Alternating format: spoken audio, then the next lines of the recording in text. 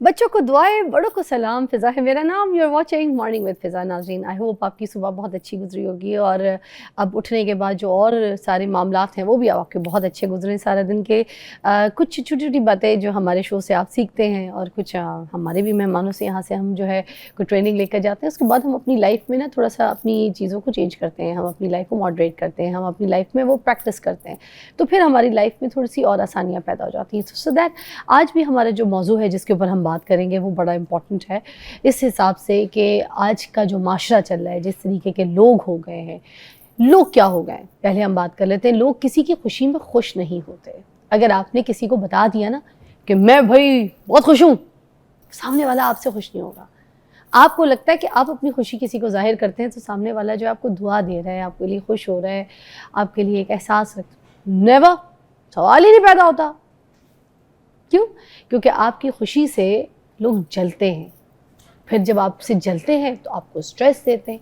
या तो फिर सोशल मीडिया के जैसे प्लेटफॉर्म्स आप देख लें, अगर कभी आप अपनी कोई खुशी ऐसी अपलोड करके देखें, आप अपने बच्चों की कोई अच्छी मोमेंट अपने साथ, कोई अपने मियाँ के साथ कोई अच्छी मोमेंट या कोई खूबसूरत लम्हा आप अपना किसी सोशल मीडिया पे बस शेयर करके देखें, उसके बाद आप देखें हासदीन कैसे यूँ नागन डांस करते हुए आपके सामने इधर उधर घूमेंगे, मौका तलाश करेंगे। अब ये लोग देते हैं आपको स्ट्रेस, या आपको देते हैं टेंशन, ठीक है। अब ये तो मैंने सोशल मीडिया की बात कर दी ना, इससे हट के ज़रा आते हैं डेली लोग जो काम काज के लिए निकलते हैं, ऑफिस वगैरह में जाते हैं।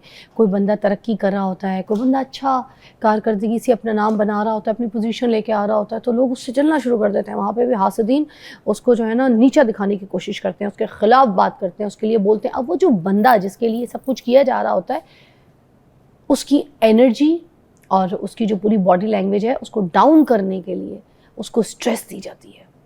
झूठ बोला जाता है, मोनोपलीज, आपको पता है ग्रुपिंग जैसे होती है ऑफिस में, उसके बारे में बोला जाता है कि ये ना फलानी बंदा, इसके बारे में लोग ये बात कर रहे हैं। अच्छा तुम्हें पता है तुम्हारे बारे में बॉस ये कह रहे थे, जबकि बॉस ने कुछ नहीं कहा होगा। बॉस ने कहा होगा कि यार वो जिस तरह काम करता है यार तुम भी इस तरह काम करके दिखाओ। बॉस ये कह रहा है, मगर जब उस तक बात आ रही है तो उसको ये बताया जा रहा है कि boss is not happy with you, boss मुझसे तुम्हारे बारे में पूछ रहे थे, मतलब plannings and everything and you know like that.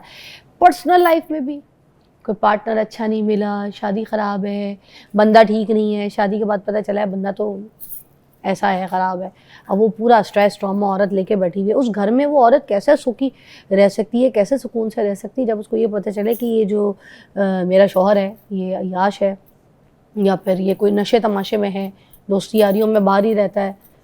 एक जगह और पहलू ले ले, हो सकता है औरत ठीक ना हो, ठीक है। अब औरत नहीं ठीक तो मर्द इस चीज़ के डिप्रेशन में आ सकता है कि वो कहेगा मुझे घर में भी सुकून नहीं है, मैं ऑफिस जाता हूँ वहाँ पे भी मुझे सुकून नहीं है, किसी तरह मुझे आराम कोई नहीं है। बड़े लोग मेरे ऑफिस में, मैं कई बार बोल चुकी हूँ, मैंने नाम नहीं बताया क्योंकि मैं आपको पता है एक बड़े इदारे में काम करती हूँ, सुबह शाम मुझे इतने लोग मिलते हैं, इतने मेरे साथ काम करने वाले, उठने बैठने, उनमें से कई लोग, एक बुज़ुर्ग आदमी है बेचारे, वो अपने घर ही नहीं जाते, सब ऑफिस से चले जाते हैं 5 बजे 6 बजे जिस हिसाब से ऑफ होती है, वो रात यहाँ पे 10-10 बजे तक बैठे रहते हैं। उनको पूछो भाई क्यों, आप घर क्यों नहीं जा रहे? वो कहते हैं चिक चिक होगी घर में, घर जाऊँगा वो बुढ़ी मुझे इतनी चिक चिक करेगी, इतनी बातें सुनाएगी, उस तानों से, मैं डिप्रेशन से बचने के लिए मैं घर नहीं जाता। अब क्या यार, बेचारा बूढ़ा आदमी, बेचारा देखने में तो ये ठीक लग रहे होते हैं, हमारे साथ अच्छी तरीके से बात करते होते बैठते हैं, मगर इनके जहन में ऐसी क्या चीज़ें पल रही होती हैं कि ये जो है ना मेंटली ट्रॉमा, मेंटली डिप्रेशन की तरफ चले जाते हैं। आज इसके ऊपर बात करेंगे। डॉक्टर उम्मे रबाब जो है हमारे साथ मौजूद है, माहिर नफ्सियात हैं, किसी तारुफ की मोहताज नहीं है। Such a pretty lady here with us, how are you? Allah का शुक्र है, आप सुनाएं। शुक्र अल्हम्दुलिल्लाह। तो आज इसके ऊपर बात करते हैं।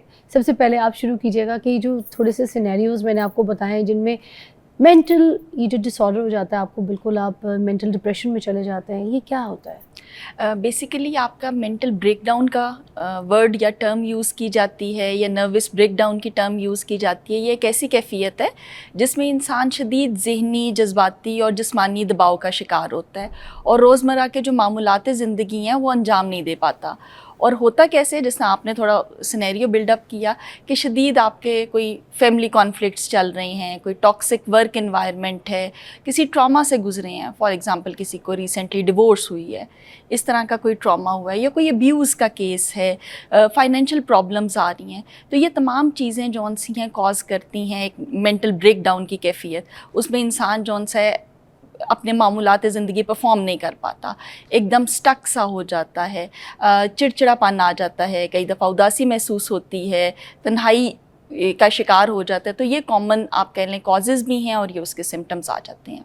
तो ये किस तरह से नुकसानदेह हो सकती है इंसान के लिए? नुकसानदेह इस तरह से है कि अगर आप इसका ट्रीटमेंट नहीं ले रहे और इसके सिम्टम्स बढ़ते जा रहे हैं, आप डिप्रेशन का शिकार हो रहे हैं, उसमें ख़ुद को मार देने या ख़त्म कर देने की थॉट्स आनी शुरू हो गई हैं, सुसाइडल आइडिएशन स्टार्ट हो गई है। इसके स्टेजेस भी होते हैं ना? स्टेजेस कह लें या आप कह लें सिविरिटी की तरफ जाता तो है ये जो ग्रेजुअली। मार देने वाले थॉट्स हैं, इस तरह की इमेजिन चीज़ें करना, तो मेरे ख्याल से ये कुछ लास्ट स्टेज है या फिर स्टार्ट में ऐसे सिम्टम आएंगे? एक्सट्रीम सिविरिटी की तरफ चला तो जाता है। स्टार्ट के सिम्टम्स भी कुछ बता दें। आम इंसान को कैसे पता चलेगा कि मैं मेंटल एक स्ट्रेस में हूँ और मेरे साथ ये सब कुछ चल रहा है? सबसे पहले तो कंसंट्रेट करने में मुश्किल पेश आती है। आप जो भी काम करते हैं, पढ़ते हैं, वर्क प्लेस है, तो आप कंसंट्रेट नहीं कर पा रहे, तन्हाई का थोड़ा शिकार हो गया, किसी से बात करने को दिल नहीं करता। अक्सर लोगों को फिजिकल सिम्टम्स आते हैं, सर दर्द रहती है, ऑफिस अभी पहुंचे नहीं और सर दर्द स्टार्ट होगी, जैसे ऑफिस से निकलेंगे वो सर दर्द जौन सी आपको लगता है ख़त्म हो रही है, क्योंकि स्ट्रेस जौन सा है वो आपकी वर्क प्लेस पे है। तो ये कॉमन आ जाता है। इसके अलावा मुसलसल जौन सी उदासी की कैफियत है, आप ना उम्मीद हो गए हैं फ्यूचर के बारे में, कभी कुछ ठीक नहीं होगा, तो ये इनिशियल सिम्टम्स हैं। आप जो रेगुलर काम करती हैं, ख़तून खाना है, जैसे घर की जिम्मेदारियां काम करती हैं, अब उनसे वो नहीं हो पाता, आप शदीद थकन का शिकार, थकावट फील करती हैं, ठीक है। उसके कोई फ़िज़िकल सिम्टम्स भी या फिज़िकल रीजंस भी हो सकती हैं, उसको रूल आउट भी किया जाता है। बट इनिशियली ये चीज़ें आती हैं कि आपको अब उकताहट, चिड़चिड़ापन महसूस होता है रोज़ के काम करने में, वही सेम रूटीन, वही बोरिंग रूटीन, हिम्मत नहीं है, थकावट बहुत जल्दी हो रही है, तो ये सिम्टम्स आ जाते हैं। तो इसके लिए फिर कोई मेडिकेशंस वगैरह ऐसी आपको लगता है, कोई ऐसी टेक्निक, कोई ऐसी थेरेपीज़ जो बहुत ज़रूरी है घर वालों की तरफ से, या वो खुद एक्सरसाइज कोई ऐसी चीज़ कर सकें, तो प्लीज़ बताइए। अच्छा, उसमें देखा ये जाता है अगर सिम्टम्स सवेयर नहीं हुए, थेरेपी से मैनेज हो सकती हैं, तो फिर किसी क्लिनिकल साइकोलॉजिस्ट को कंसल्ट करना चाहिए। फॉर एग्जांपल उसमें आपको वो रिलैक्सेशन एक्सरसाइजेज बताती हैं, कुछ माइंडफुलनेस बेस्ड टेक्निक्स सिखाई जाती हैं, जिनको हम कहते हैं सांस लेने की मशकें, सादा वर्ड्स में कहा जाता है, वो सिखाई जाती हैं। ब्रीदिंग एक्सरसाइज जी, इनहेल एक्सहेल करना, वो आपको सिखाया जाता है। स्ट्रेस मैनेजमेंट सिखाई जाती है, क्योंकि ये जो आपका मेंटल ब्रेक डाउन हो रहा है बेसिकली वो स्ट्रेस की वजह से हो रहा है। स्ट्रेस बहुत ज़्यादा बढ़ गया है आपसे, अब वो चीज़ें मैनेज नहीं हो पा रही, तो स्ट्रेस मैनेजमेंट की टेक्निक्स आ जाती हैं। समटाइम्स जौन सी हैं इसमें CBT यानी कॉग्निटिव बिहेवियरल थेरेपी की टेक्निक्स भी यूज़ होती हैं। अगर किसी की नेगेटिव थॉट्स हैं, नेगेटिव थिंकिंग पैटर्न है, उसको कन्वर्ट किया जाता है इनटू पॉजिटिव वन। आप कह लें कि उसकी नेगेटिव थॉट्स को चैलेंज किया जाता है। और अगर सेवेरिटी बहुत ज़्यादा है, जैसे ख़ुदकुशी के ख़यालात आ रहे हैं या कोई अटैम्प्ट भी हो चुकी है, तो उसके लिए साइकेट्रिस्ट को कंसल्ट किया जाता है। तो जो मेडिसिन्स वगैरह हैं, अगर सेवेरिटी है, सेवेयर केस है, तो फिर साइकेट्रिस्ट को रेफ़र करते हैं। और घर में किस तरह से घर वाले ख्याल कर सकते हैं, आप बातचीत के थ्रू, जैसे आपको लग रहा है कि अब थोड़ा सा चिड़चिड़ापन आ गया, आप गुस्सा जल्दी करना शुरू हो गए हैं, तो आप उनसे बात करेंगे, पूछेंगे क्या हुआ है, तो वो जो आपका कैथारसिस है वो भी आपको हेल्प आउट करता है। क्योंकि हमारे यहाँ बहुत सी प्रॉब्लम सेवेरिटी की तरफ जाती है इसलिए कि बताते नहीं हैं क्या ट्रॉमा लाइफ में गुजर रहा है, क्या हो रहा है, क्या प्रॉब्लम चल रही है, वो शेयर नहीं करते। तो जब आप शेयर करती हैं तो आपको एक इमोशनल सपोर्ट मिलती है। वो आपका कोई फैमिली मेम्बर हो सकता है, वो आपका कोई फ्रेंड हो सकता है, कोई भी क्लोज्ड वन जिसके साथ आप कंफर्टेबल हैं, जो आपको जज नहीं करेगा। तो ज़्यादातर पेशेंट्स की साइड से ये चीज़ आती है कि अगर मैंने शेयर किया तो लोग क्या कहेंगे। एक तो वो शर्मिंदगी एसोसिएटेड है, स्टिग्मा एसोसिएटेड है इस चीज़ के साथ कि लोग कहेंगे पागल हो गया, अपनी डेली लाइफ को मैनेज नहीं कर पा रहा, ऑफिस के काम को मैनेज नहीं कर पा रहा। तो जब आपकी लाइफ में कोई एक पर्सन जिसके साथ आप कंफर्टेबल हैं उसके साथ बात करें और घर वाले पैटर्न देखें कि अगर किसी किस्म की कोई चेंज आ रही है बिहेवियर में, आपके किसी बच्चे के या बेटे के बिहेवियर में या स्पाउस के, तो आप उससे बात करें क्या हुआ है। तो जब आप एक पर्सन शेयर करेगा, बहुत सी उसकी जो कैथारसिस है वो हो रहा है, प्लस जब आप शेयर करते हैं तो आपको डिफरेंट तरह के सॉल्यूशंस भी तो मिलते हैं ना, प्रॉब्लम सॉल्विंग करने के आपको आइडियाज़ भी मिलती हैं। फैमिली मेम्बर बताते हैं नहीं भी ऐसे कर लो, अब इस तरह मैनेज कर लो, तो भी चीज़ें आसान हो जाती हैं। अच्छा, फिर जैसे अगर कोई बहुत ज़्यादा डिप्रेशन में चला गया और जब सुसाइड अटैम्प्ट करने की कोशिश करते हैं कुछ लोग, आपको जैसे आप खुद कह रही थी, तो उस वक्त उस सिनेरियो में जो लोग चले जाते हैं उसमें किसकी गलती होती है? घर वालों की कि उनसे बात नहीं करते, उनकी सुनते नहीं है, ये उनकी फ़ॉल्ट होती है, या ये इनकी खुद की फ़ॉल्ट होती है कि आइसोलेशन में चले जाते हैं, आइसोलेट हो जाते हैं और बात नहीं करते, बताते नहीं है कि डिप्रेशन क्या है? अच्छा, अब उसमें में ये फॉल्ट किसी का नहीं है, ना क्लाइंट का फॉल्ट है, पेशेंट का फॉल्ट है, ना उसकी फैमिली का फॉल्ट है। बेसिकली लाइफ में सर्कमस्टांसेस इस तरह के आए जिसको वो मैनेज नहीं कर पाया, उसकी पर्सन की रिजिलियंस आप कह लें कम थी, वो उस तरह से ट्रेंड नहीं था कि अपनी लाइफ की प्रॉब्लम्स को सॉल्व कर सके, इतना ज़्यादा स्ट्रेस को बियर कर सके या मैनेज कर सके। सेम इसी तरह फैमिली की साइड से ये आ जाता है कि आप बच्चे पे या अपने घर वालों पे थोड़ी नज़र रखें। ज़रा सा भी पैटर्न में चेंज आ रहा है, थोड़ी उदासी महसूस हो रही है या जो मेन सिम्टम आता है, अपने आप को अलग कर लेते हैं। पहले घर वालों के साथ जिस तरह उठते बैठते थे वो छोड़ देते हैं, बातचीत कम कर दी, खामोश रहे या गुस्सा करना शुरू हो गए, छोटी छोटी बात पे आप ट्रिगर कर जाते हैं। तो ये पैटर्न अगर नज़र आ रहा है किसी भी घर वाले में तो आपको उससे पूछ लेना चाहिए। हो सकता है वो खुद बताने में थोड़ी सी हेजिटेंस फील कर रहा हो, तो हेजिटेट कर रहा हो, तो जब आप पूछेंगे तो वो आपको एक्सप्रेस भी करेगा। और अगर सिम्टम्स आ रहे हैं तो उसके लिए इमीडिएटली आप कह लें हॉस्पिटलाइजेशन रिक्वायर्ड होगी, क्योंकि सिम्टम्स हैं, सिम्टम्स मतलब थॉट्स आ रही हैं कि जी मुझे मर जाना चाहिए, ज़िंदगी जीने के काबिल नहीं रही मेरे लिए, और दुनिया बहुत ही जालिम है, इस तरह की थॉट्स कॉमन। ज़िंदगी से नफरत है, मैं ही बुरा हूँ, मेरी वजह से सब कुछ हो रहा है, अगर मेरी जान, अच्छा ये मेरी किस्मत खराब है, कुछ मेरी किस्मत खराब है जी, ये भी कहा जाता है कि मेरी वजह से ही सब कुछ हो रहा है, अगर मैं मर जाऊँगा या मर जाऊँगी तो घर वालों को सुकून आ जाएगा। तो अगर इस तरह की थॉट्स हैं तो वो किसी भी टाइम पे प्लानिंग हो सकती है और किसी भी टाइम पे एक्शन, यानी वो सुसाइड कमिट कर सकता है पर्सन। तो ये चंद सेकंड्स की भी गेम हो सकती है, चंद मिनट भी और चंद दिन भी लग सकते हैं। तो ऐसे में फ़ौरन जौन सा है साइकेट्रिस्ट को कंसल्ट करना, क्योंकि मेडिकेशन रिक्वायर्ड होगी, हॉस्पिटलाइजेशन रिक्वायर्ड होगी। कि अगर घर में ज़रा सी नज़र इधर उधर हुई या अकेला क्लाइंट सो रहा है तो वो खुदकुशी का ख्याल उसको आया है, प्लानिंग हुई और उसने सुसाइड कमिट कर लिया, जिस तरह एक केस रिपोर्ट हुआ। के बाद हम यहाँ पे दोबारा बात करते हैं इसी मौजू के ऊपर। तो आ जाइए, क्योंकि टॉपिक इम्पॉर्टेंट है, हमें पता चलना चाहिए कि कभी किसी अपने सिचुएशन के साथ या अपने किसी प्यारे के साथ ऐसी सिचुएशन हो तो हमने कैसे डील करना है। Come back.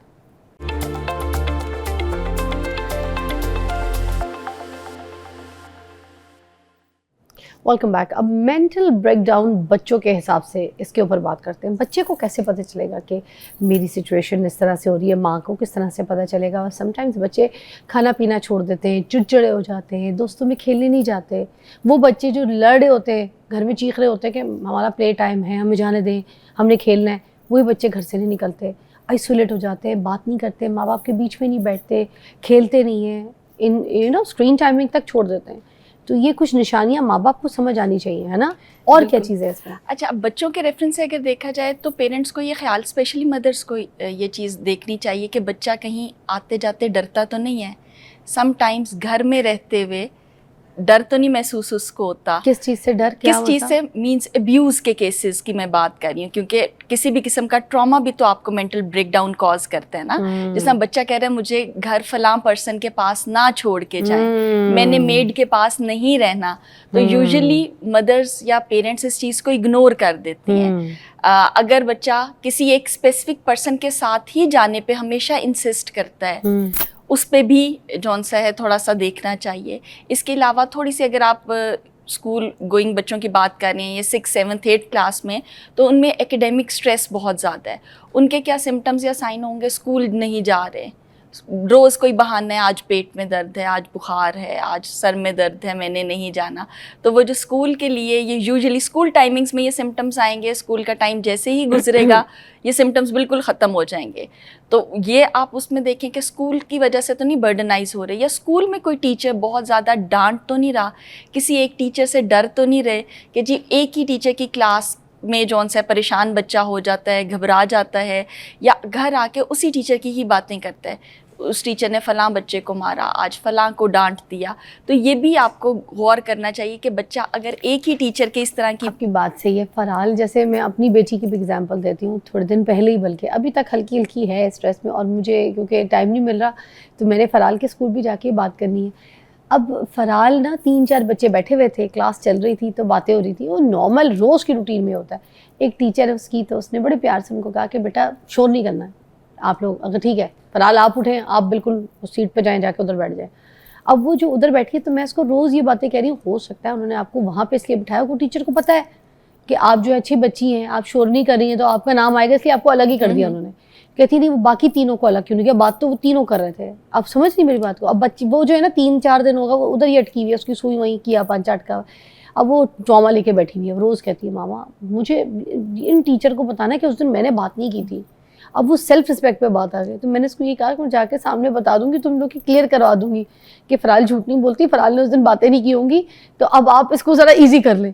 अब मैं देखती हूँ कि बच्चे जो है ना यहाँ ले लेते हैं। बिल्कुल ठीक ऐसे। है। देखिए एक तो ग्रुप के सामने 4 लोग बैठे थे, चारों बातें कर रहे हैं, या उस टाइम पे अगर एक पर्सन भी बोल रहा हो, अब टीचर ने एक ही बच्चे को सेपरेट किया है हाँ। और बाकी 3 के सामने उसके इंसल्ट भी फील की ना, इंसल्ट वाली चीज़। जी, तो वो इंसल्ट फील की कि मुझे ही अलग किया, बाकी 3 को नहीं किया। हाँ। तो उसमें यूजुअली ये करते हैं कि सबको स्कैटर करके बिठा दिया, या एक दफ़ा वार्निंग दे दी जाती है भाई बातें ना करें। तो यूजुअली स्टूडेंट्स बाज आ जाते हैं, समझ जाते हैं। तो अब बच्चे ने ये फील किया, इसी तरह पेरेंट्स भी ये करते हैं। मेहमान आए हुए हैं, मेहमानों के सामने बच्चे को डांट देते हैं।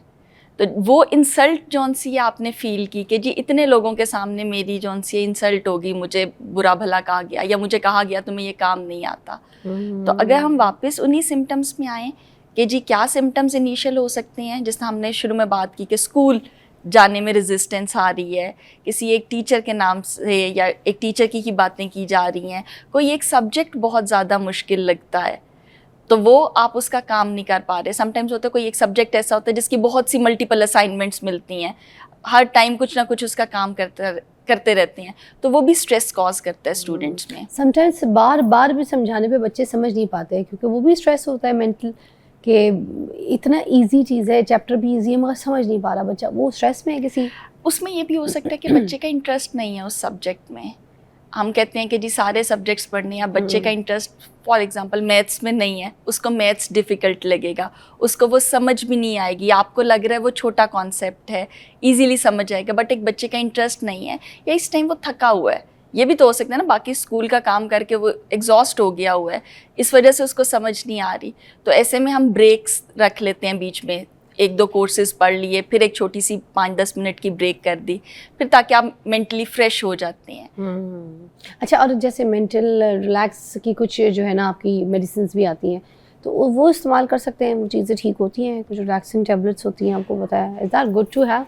अब उसमें ये आ जाता है कि अगर सिम्टम्स बहुत सिविरिटी की तरफ हैं, कि इनिशियली आपको नींद ही नहीं आ रही, क्योंकि एक मेंटल ब्रेकडाउन में एक सिम्टम आ जाता है कि नींद की डिस्टर्बेंस है, घंटों लेटे रहते हैं, नींद नहीं आती, तो ऐसे में अगर साइकेट्रिस्ट प्रिस्क्राइब कर रहे हैं तो आप ले सकते हैं।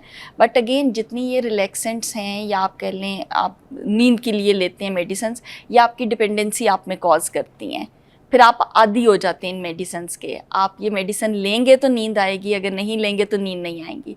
तो इसको छोड़ने के लिए या टेपर ऑफ करने के लिए भी प्रॉपर प्रोटोकॉल यूज़ होता है, वो भी साइकेट्रिस्ट ही बताते हैं कि कब कितनी डोज कम करनी है, कितनी क्वांटिटी कम करते जानी है, ताकि उसके विड्रॉल सिम्टम्स ना आए आपकी बॉडी में। अच्छा, कुछ हस्बैंड हजरात ऐसे होते हैं, बड़ी उनकी बाहर सिचुएशन अगर ख़राब है, किसी से झगड़ा हो गया, कोई बदतमीज़ी हो गई, तो घर आएंगे तो अपने माँ बाप के साथ भी बदसलूकी से पेश आएंगे, बेगम के साथ भी, ठीक है, बच्चों के साथ भी चिड़चिड़ापन, घर पे टाइम नहीं, कुछ नहीं, अगर आ गए तो अजाब है कि बस अब मैं अपने कमरे में जाऊँ, सो जाऊँ और बस दरवाज़ा नॉक करके आना, तंग ना करना, लाइट बुझा दो, यू नो, बेगम नमाज़ पढ़ी तो लाइट बुझाओ। अजीब बदतमीज़ी वाला एटमॉस्फेयर घर में रखना, चिड़चिड़ापन रखना, तो इस तरीके की सिचुएशन को कैसे हैंडल किया जा सकता है? अच्छा, अब उसमें ये है कि ये जो चिड़चिड़ापन आ रहा है, घर वालों पे गुस्सा निकल रहा है, बेसिकली ये ऑफिस का गुस्सा है जो ऑफिस में निकल नहीं सका। बॉस थे, बॉस को अगर गुस्से में आगे से जवाब दिया जाए तो जॉब से फारिग हो जाएंगे, या कोई नोटिस रिसीव हो जाएगा जी आपने बिहेव प्रॉपरली नहीं किया। अब किया क्या जाना चाहिए, बेसिकली होता या हम ट्रेन यही करते हैं कि घर आएँ, पहले ज़रा पानी पिएँ, 5-10 मिनट बैठें, ज़रा थोड़ी सी ब्रीदिंग एक्सरसाइजेस कर लें, उससे क्या होगा आप थोड़ा सा रिलैक्स हो जाएंगे। समटाइम्स एक ट्रिगर पर्सन क्यों कर रहा है, घर आते साथ ही बेगम ने शिकायत लगानी शुरू कर दी, आज फलां बच्चे की स्कूल से कंप्लेंट आ गई है। एक पर्सन जो बाहर से ऑलरेडी थका हुआ आया है, एग्जॉस्ट आया है, उसको गुस्सा आ जाएगा। तो अगर आप घर आए हैं, पहले पानी पी लें, ज़रा 2-3 मिनट बैठ के पॉज एंड ब्रीद वाला हम एक टेक्निक यूज़ करते हैं। तो उससे क्या है, आप जो भी आपके ऑफिस का काम है, आपको एक पॉज आया, आप ब्रेक मिली है, तो आप थोड़ा सा एक फेज़ में आ जाते हैं, नहीं जी अब मैं घर आ गया हूँ, अब मैं घर एंटर हो गया हूँ, तो ऑफिस का काम ऑफिस में ही, वहीं पे ख़त्म, चैप्टर क्लोज है। इसी तरह घर से आप जब ऑफिस के लिए निकल रहे हैं तो घर के जो भी मामूलात हैं वो घर का चैप्टर घर में ही क्लोज हो रहा है। अच्छा, जो औरतें स्ट्रेस लेके बैठी हुई होती हैं तो मतलब उनको चाहिए कि थोड़ा सा टाइम दें। बिल्कुल। होता ही है कि एक पर्सन बाहर से आ रहा है, हमें नहीं पता उसको ट्रैफिक में फंसा रहा है, ऑफिस में कोई मसला हुआ है, क्या दही हुआ है, नहीं लाए तुम, ये नहीं किया, फीस नहीं जमा कराई, बिल आते किधर साथ गया। ही वो जो एक सिचुएशन शुरू हो जाती है उसको अवॉइड करना चाहिए। अच्छा। आप 5-10 मिनट उस पर्सन को रिलैक्स तो होने देना, उसको जरा एक फेज में तो आने दें कि भैया वो ऑफिस से थका हारा घर आ गया, वो फ्री है, अब उस पर कोई उस तरह का मेंटल प्रेशर नहीं है, फिर आप बात करें। प्लस बात करने का भी तो तरीका है ना, एकदम आते साथ आपने शिकायत वाली बात की, कोई अच्छी बात भी तो होगी, पहले वो अच्छी बात कर लें, उसके बाद शिकायत वाली बात कर ली जाए। अच्छा, पहले टाइमों पे होता था ना कि लोग अंडा डब रोटी लेने निकल जाते थे रात को, मियाँ बीवी मोस्टली वॉक करते थे और सुबह का नाश्ता लेने के लिए जो है ना सामान उसका अंडे डब रोटियाँ पापे ब्रेड, जो कोई भी चीज़ें जो नाश्ते के लिए वो लोग लेने के लिए जाते थे, बच्चों को भी वॉक कराते थे साथ, खुद भी मियाँ बीवी। तो वो जो वॉक करते जाते थे ना, उस सिलसिले में बात कर रहे होते थे, घर में क्या हुआ, वो ऑफिस में क्या हुआ, दोनों आपस में एक दूसरे से अपना स्ट्रेस आउट बातें करके रिलैक्स हो जाते होते थे। अब ये वाली चीज़ें भी ख़त्म हो गई। आपने देखा है कोई मियाँ बीवी आप गली मोहल्लों में देख लें, कभी कोई निकले हों, कोई अंडा डब रोटी लेने निकले हों, गाड़ियों पे जाएंगे, सामान लिया, मॉलों में उतरेंगे, ग्रॉसरी स्टोर से उतरेंगे या फ़ोन करके ग्रॉसरी मंगवा लेंगे, या घर के स्टाफ को लगा के रखेंगे कि जाओ तुम ले आओ, कोई लड़का लड़की जो भी जिसको जो निकला तुम ये संभालो। तो वो अब चीज़ें, हर चीज़ वैसी प्रैक्टिस भी नहीं रही लाइफ में, चलेंगे नहीं, एक्सरसाइज नहीं है, सारा दिन घर बैठे रहेंगे। औरतें समझती हैं कि घर के काम सबसे बड़ी एक्सरसाइज है, तो वो जो स्ट्रेस है वो निकल भी नहीं रही बंदे की, उसकी वजह से भी ये मेंटल इश्यूज बहुत ज़्यादा है। बिल्कुल आ सकते हैं। उसमें ये किया जा सकता है, आप घर आए हैं, आप बेगम को पूछ लें 5-10 मिनट अपना टाइम लेके, ब्रेक लेके आप पूछ लें आज का दिन कैसा गुजरा, या खातून खाना अपने हस्बैंड से पूछ लें आपका आज ऑफिस का दिन या दिन कैसा गुजरा। तो एक सवाल छोटा सा है, कैसा दिन गुजरा, बच्चों से भी जी, अब बच्चों से आए, भी पूछ लें, ये नहीं कि ये किया था, पढ़ा था, वो किया था, बच्चों से भी पूछें आज का दिन कैसा गुजरा। इवन बाहर ट्यूशन पढ़ के आए हैं, गेम खेल के आए हैं, बच्चों के साथ खेल के आए हैं, तो आप पूछ लें कैसा रहा, तो उसमें बच्चे वो सारी स्टोरी आपको बता देंगे, अच्छा रहा, बुरा रहा, क्या चीज़ अच्छी थी, क्या चीज़ बुरी थी। अच्छा, इतने ज़्यादा स्ट्रेस से क्या दिमाग की जो शरियानें हैं वो भी पड़ सकती हैं? देखिए, आपका स्ट्रेस की वजह से आपका बीपी शूट कर सकता है, या बीपी बहुत ज़्यादा लो हो सकता है, तो जाहिर बात है जब बीपी शूट करेगा तो प्रोबेबिलिटी इंक्रीज हो जाएगी। थैंक यू सो मच, बहुत अच्छा एलैबोरेट किया आपने। अपना ख्याल रखिए, कुछ अपनी लाइफ में एक्टिविटीज़ रखिए, कुछ एक्सरसाइजेज भी रखिए साथ में, और दूसरों की खुशी में खुश होइए, ठीक है, थोड़े दूसरे को टाइम दीजिए।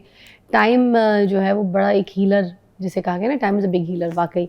तो थोड़ा सा टाइम दे, चाहे घर पे कोई आता है या आप किसी के घर जाते हैं, एक तो ये जो बस दूसरों को देख के अपनी ज़िंदगी को चेंज करने की कोशिश करते हैं ना, ये भी एक स्ट्रेस है कि उसके पास ये गाड़ी है, इसके पास ये अच्छा है, उसकी बीवी ने ये पहना था, फलानी ये कर रहा है, इससे भी ज़रा दूर रहें, ये भी आपको स्ट्रेस देता है, ठीक है। एक्टिविटीज़ रखें, भागें, दौड़ें, खेलें, कूदें, जिम जाएँ, तो आपका स्ट्रेस वैसे ही इन चीज़ों से भी बहुत आधा कम हो जाएगा। रेस्ट, फजूल की मेडिसिन्स मत खाएं, वो भी आपको स्ट्रेस देती है।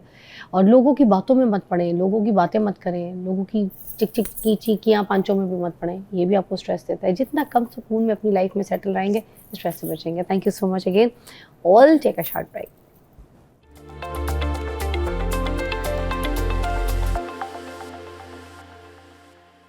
इतना जो मुस्कुरा रहे हो, क्या गम है जिसको छुपा रहे हो, तुम इतना क्यों मुस्कुरा रहे हो, आँखों में नमी, हंसी लबों पर, क्या हाल है, क्या दिखा रहे हो, तुम इतना जो मुस्कुरा रहे हो। आज जो हमारा टॉपिक है वो है मुस्कुराहट के पीछे जो छुपी हुई जंगें हैं, उसके ऊपर बात करेंगे।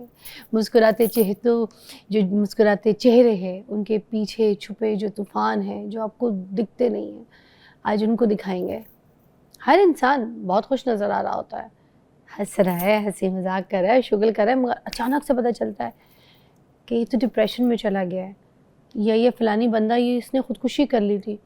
लोग कहते हैं तो बड़ा खुश नज़र आता था, इसने कैसे अपनी जान दे दी, ख़ुदकुशी कैसे कर ली भाई, वो तो बड़ा अच्छा बंदा था, पैसा वैसा, माल, बच्चे, दौलत, सब कुछ था। डिप्रेशन, हंसी के पीछे जो तूफ़ान, उस तूफ़ान ने उसको अपनी लपेट में लेके उसकी जान ले ली।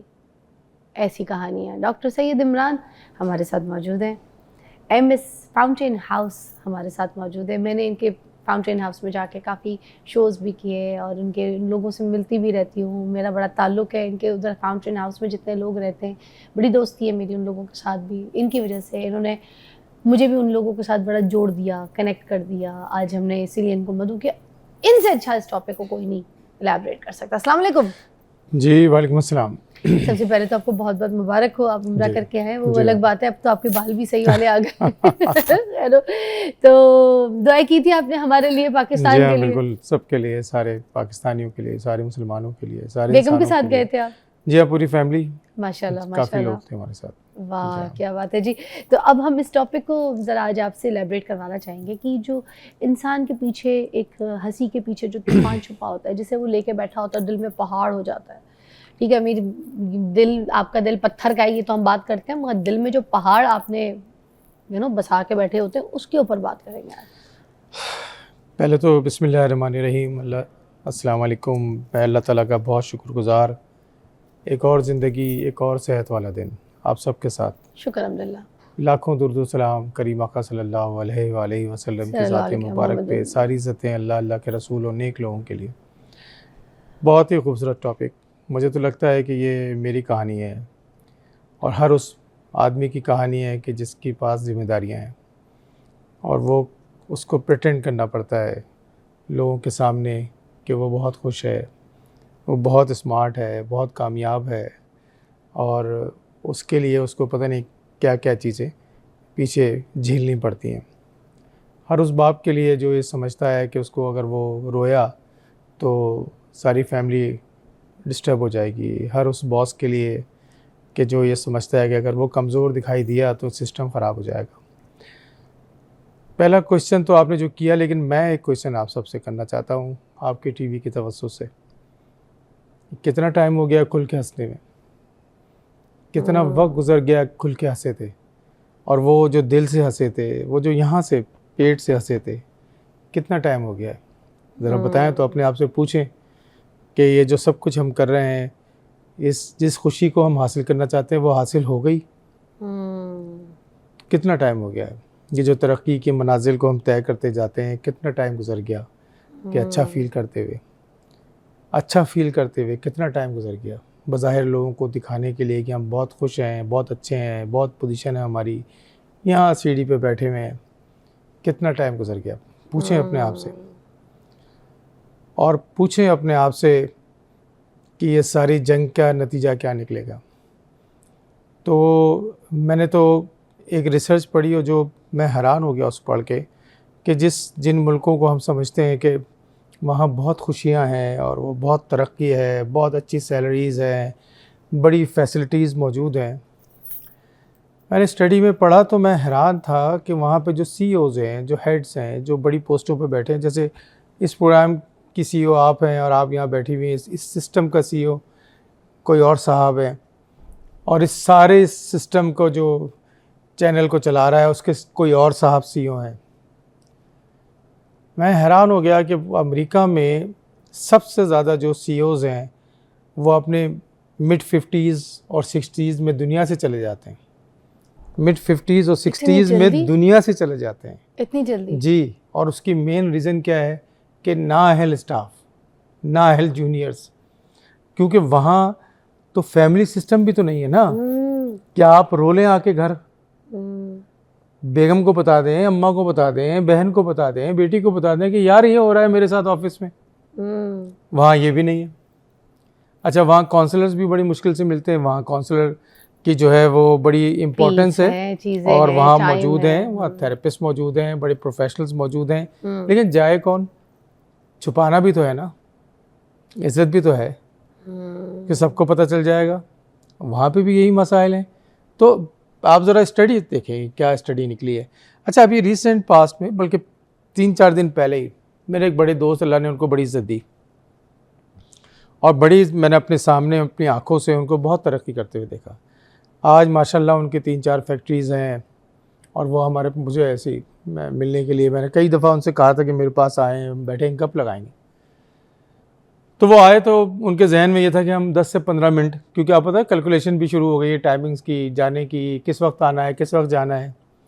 हमारे अब्बा बड़ी खूबसूरत बात कहते, हमारे अब्बा ये कहते थे कि जो मोहब्बत करने वाला है ना बग़ैर टाइम देखे आता है, यानी अमूमन वो खाने के वक्त आ जाता है, और जो प्रोफेशनल और इस तरह के लोग होते हैं वो पूछ के देख के, वो जो जिस तरह बाहर के मुल्कों में होता है कि भाई आप बिज़ी तो नहीं हैं, आप सो तो नहीं रहे हैं, आप खा तो नहीं रहे हैं, तो उस टाइम सेट करके आना जो होता है वो अब हमारे कल्चर का हिस्सा भी बनते जा रहा है। लेकिन हमारे अब्बा ये कहते थे कि भाई जब वो मोहब्बत वाला आता है ना तो बगैर देखे हुए आता है, और उसको ये नहीं होता कि आप सो रहे हैं, खा रहे हैं, वो आके जगह भी देता है, कहता है भाई उठ, मैं आ गया हूँ, और घर में क्या है पका हुआ ले आ, मुझे भूख भी लग रही है। तो ये एक ऐसी चीज़ है कि जो हमारे पास उसकी कमी पैदा होती जा रही। तो वो जो एक ब्रेक के बाद हम यहीं से कंटिन्यू करेंगे, और इसी चीज़ पे थोड़ा सा और भी डिस्कस करना चाहूँगी कि आजकल अगर कोई बगैर बताए आ जाए तो बहुत बुरा मनाया जाता है कि यार बता के क्यों नहीं आया।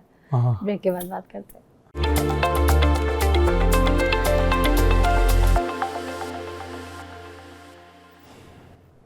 Welcome back. अच्छा जी, हम बात कर रहे थे कि आजकल कोई बेल बजा दे और बिन बताए आए कि भाई मैं आ गया हूँ, तो वो तो बुरा समझा जाता है, surprise they can not take कि क्यों आए मेहमान, क्यों आ गए ऐसे। बस वही हमारा कल्चर जो चेंज हो रहा है। अल्लाह रसूल की हम बात तो करते हैं लेकिन हमने उनकी बातों को छोड़ भी दिया है ना। मेहमान तो अपना रिस्क लेके आता है और अल्लाह की नेमत होती है, उनको मेहमान कहाँ समझ, हम तो जहमत समझ ली, रहमत कहाँ समझ रहे हैं, जहमत समझ ली, मुसीबत पड़ गई, वो आ गए, आप लाओ कुछ खिलाओ, बिन बनाया आ गई ये बहन, आराम से बैठे थे, लेटे थे, हाँ, उठना पड़ेगा, वो कपड़े जनाब थोड़े सही कपड़े पहनने ठीक पड़ेंगे, करना पड़ेगा, सोफे की चादर ठीक करनी पड़ेगी, जो सोफे की चादर डाली हुई थी, अब उनके बच्चे आ गए हैं खराब कर देंगे, किचन में जाओ, ये कौन उठे कौन जाए। तो ये, लेकिन वो इतनी बड़ी बेनिफिट है उसका कि मैं आपको क्या बताऊं, उस पर कभी इंशाल्लाह मौका मिला तो मैं अपने दोस्त की बात बता रहा था कि वो 10-15 मिनट के लिए टाइम लेकर आए और 3.5 घंटे मेरे पास बैठे, और जाते हुए मुझे वो कहने लगे कि मैं नहर पे जा रहा हूँ और मैंने बड़े गाने लगाए हुए हैं और मैं अपने आप को इतना हल्का फील कर रहा हूँ कि अगले 2 महीने मेरे जो है ना वो बहुत अच्छे गुजरेंगे, क्योंकि आज मैंने अपनी सारी दिल की वो बातें कर ली जो मैं कहीं और नहीं कर सकता था। वो जो स्ट्रेसेस थे कि जिस पे मुझे जज किया जाता वो मैंने आज कर लिया। अच्छा, जो और वो बड़ा खुल के हंसे, हर उस मौजू पे बात कर ली कि जो बड़े सेंसिटिव थे और क्वेश्चन मार्क्स थे उस पर उन्होंने बात कर ली। इमरान साहब एक और बात भी तो होती है ना, अगर मर्द कहीं रो जाए, रो के बात कर ले, अपने गम का इजहार कर ले, तो उसकी मर्दानगी पे भी बात उठाते हैं ना कि भाई मर्द थोड़ी रोता, ये तो मर्द क्यों रो रहा है। बिल्कुल वही जो आपने फिल्में भी देखी होंगी, गाने भी सुने होंगे, मर्द टांगे वाला, और मर्द को जो है वो दर्द नहीं होता, मर्द को नहीं रोता भी नहीं है। और अच्छा, ये मर्द अभी मर्द नहीं बना, जब ये छोटा बच्चा होता है ना तो जब भी उसको लाइन बेबी कहा जाता है, लाइन बेबी नहीं रोता, ऐसे ही है। तो वो लाइन बेबी बेचारा बचपन से ये सीख रहा है कि ये एक बुरी चीज़ है, ये रोना है और ये अपनी बात डिस्कस करना है, ये एक बुरी चीज़ है, इसको अपने अंदर रखो यहाँ तक कि तुम अंदर से सड़ जाओ, गल जाओ, और फिर अल्टीमेटली उस लेवल तक आ जाओ जब तुम्हें पागल करार दे दिया जाए, या इस लेवल तक आ जाओ जब तुम खुदकुशी कर लो। ये खुदकुशी, ये पागल होने का प्रोसेस दिन में नहीं होता कि जी आज ये हो गया, आज ही नुकसान हो गया, आज पढ़ाई में फ़ेल हो गया, या आज जो है ये इसकी फैमिली लाइफ ख़राब हो गई, आज इसको तलाक हो गई, या आज इसके बच्चों में कोई प्रॉब्लम हो गई तो इसने खुदकुशी कर ली। ना ना ना, प्रोसेस तो सालों पहले चलता है और वो बार बार क्लू दे रहा होता है और हम उसको आइडेंटिफाई नहीं कर रहे होते। हम उसको कह रहे होते कि वही वाली बात कि मर्द तो को दर्द नहीं होता, मर्द रोता नहीं है, और मर्द जो है ना उसको एक अजीब परसोना और झूठी मुस्कुराहट। अच्छा, मैं जिससे मैंने आपको कहा ना कि हम हमेशा कंपैरिजन करते हैं, लेकिन अब तो खैर अमेरिका और यूरोप के बारे में सबको पता चल गया कि वो भी हमारी तरह से ही हैं सारे, ईरान की वजह से। तो वो मैंने एक जगह पढ़ा कि जो फेक किस्म की जो मुस्कुराहट है, ये झूठी मुस्कुराहट जो हम देते हैं ख़ास तौर पे मीडिया में, या जो तस्वीर खिंचवाते वक्त तस्वीर में दें, ख़ास तौर पे एक तस्वीर में ख़ास मुस्कुराहट होती है कि जहाँ आपको 100% अच्छा दिखाना होता है, दिल अंदर कुछ और कह रहा हो, आंखें कुछ और कह रही हूँ, दिखाना आपने दांतों के ज़रिए यही है कि वो चीज़ बोलो तो एक मुस्कुराहट दिखाओ। तो ये जो झूठी मुस्कुराहट वहाँ के CEO दिखाते थे, पता ये चला है कि एक रिसर्च उन्होंने की, मतलब वो तो हर बात पे रिसर्च करते हैं और उसके बाद उस पर अमल करना शुरू करते हैं, हम तो खैर ये काम करने से बहुत दूर हैं। उन्होंने कहा $1 ट्रिलियन का नुकसान हो रहा है मार्केट को झूठी मुस्कुराहटों की वजह से। ये ज़रा स्टडी सुने, ये कैसी अजीब बात है। यानी अंदर से तो आप उदास हैं, परेशान हैं, थके हुए हैं, गमज़दा हैं, झूठी मुस्कुराहट दे रहे हैं। लोग ये समझ रहे हैं कि आप 100% काम कर रहे हैं, जबकि आप 100% काम नहीं कर रहे, आप 50% काम कर रहे हैं। तो आप मार्केट के अंदर जो आपकी पोजीशन है वो ख़राब इसलिए हो रही है, क्या आपका पर्सोना ऐसा है कि आप बड़े अपने आप को बहुत शानदार दिखा रहे हैं, रिजल्ट कुछ और बता रहे हैं। तो $1 ट्रिलियन, हम $2 अरब के लिए जनाब वाली मुसीबत पड़ गई है हमें पैसे मांगने की, और $1 ट्रिलियन वो झूठी मुस्कुराहट। इसका मतलब अगर हम सब मिलके अगर प्रॉपर और पॉजिटिव हो जाएं तो आप ये सोचिए कि कितनी शानदार जो है वो हमारे रिजल्ट्स आएंगे, क्योंकि जो पीछे है वही दिखाना है ना। तो क्या कोई इंसान बिल्कुल पॉजिटिव हो सकता है, उसके अंदर कोई ऐसी नेगेटिविटी हो ही ना? क्या वो इस प्रैक्टिस के साथ चल सकता है कि भाई मैंने नेगेटिव होना भी नहीं है, ना सुनना है नेगेटिविटी, अच्छा, ना मैंने नेगेटिव चीज़ों को इन्हांस करके उधर बैठना है? अच्छा, उसमें होता ही है कि इंसान अल्लाह में तो है नहीं, गलती हो सकती है, गलतियाँ हो सकती हैं, उसके चारों तरफ के लोगों की जो गलतियाँ भी हो सकती हैं, लेकिन हमें लर्न करना चाहिए। असल में हमने कोई ट्रेनिंग नहीं ली होती कि जब कोई प्रॉब्लम आती है तो हमें ट्रेनिंग नहीं ली होती। मैं आपकी आपने बड़ी उम्दा बात की कि कैसे हो सकता है। अच्छा, आपको पता है कि पाकिस्तान में आप ज़्यादातर जवान लोग हैं, इंक्लूडिंग यू और इस तरह के सारे लोग, जो 60% लोग हैं वो जवान लॉट है, और वो 15 साल से और 50 साल के दरमियान के लोग हैं जो प्रोडक्टिव हैं और जो काम करना चाहते हैं। अच्छा, आपको ये भी पता है कि पाकिस्तान में जो है ना 25 से 30% लोग मेंटल इलनेस के साथ रहते हैं। तो मैंने 7-8 करोड़ लोग, उनमें से ये लॉट जो है वो सबसे ज़्यादा है, अफेक्टेड भी सबसे ज़्यादा है, कामयाब भी सबसे ज़्यादा है। अच्छा, इस 60% जो यंग लोग हैं, इसमें से 80% वो लोग हैं जो इलाज करवाना ही नहीं चाहते। वो कहते हैं मैं ठीक हूँ, वो कहते हैं मैं ठीक भी हूँ, और अगर खुदा ना खास्ता मैं इलाज की तरफ चला गया और मैंने अपनी डिस्कस कर ली कि मैं कमज़ोर हूँ, मेरे साथ ये हो रहा है, मुझे मेरा माशरा ये कर रहा है, मेरे घर वाले, मेरे रिश्तेदार, मेरे ऑफिस वाले, स्कूल कॉलेज वाले मेरे साथ ये कर रहे हैं, तो मुझे लेबल कर दिया जाएगा तुम कमज़ोर हो, तुम मेंटली तुम्हें ठीक नहीं हो, तो मैं ये लेबल भी बर्दाश्त नहीं कर सकता। अब ये जब लेबल बर्दाश्त नहीं करता तो वो उसमें से भी 15 से 29 साल के दरमियान के कुछ बच्चे ऐसे हैं, कुछ यंग लोग ऐसे हैं कि जो अल्टीमेटली खुदकुशी कर लेते हैं। उन्होंने इतना प्रेशर। अभी मेरे पास रिसेंट पास्ट में एक बच्चा जिसको मैं ट्रीट कर रहा था, बहुत शानदार बच्चा, ब्राइट बच्चा, पढ़ने में, वालिदैन का जो है वो प्रेशराइज कि इसको 100% नंबर, 100%। उसने कहा सर मैंने खुदकुशी कर लेनी है अगर मेरे माँ बाप ने मुझे ये कहा, और उसके बिल्कुल ट्रेंड ऐसे लग रहे थे कि जनाब इसने कर लेनी है। वो तो अल्लाह का शुक्र है वो मेरे पास आ गया, मुझे वो अपना बड़ा समझता था, तो फिर मैंने उसके वालिद को बुला के डिस्कस किया। वो जो पीक पॉइंट आया हुआ था, कहता कि ये जो यूनिवर्सिटी वालों ने भी कुछ मामलात ऐसे बनाए हुए कि वो रोक लेंगे मुझे, खुदकुशी करने से रोक नहीं सकता ये मुझे।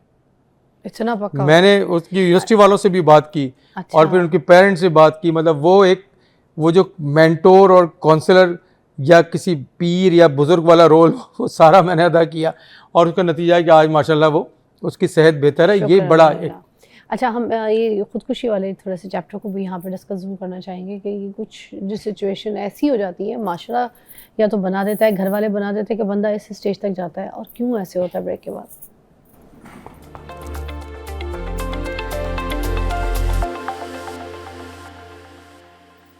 Welcome back. डॉक्टर इमरान हमारे साथ मौजूद है। हम बात कर रहे थे खुदकुशी।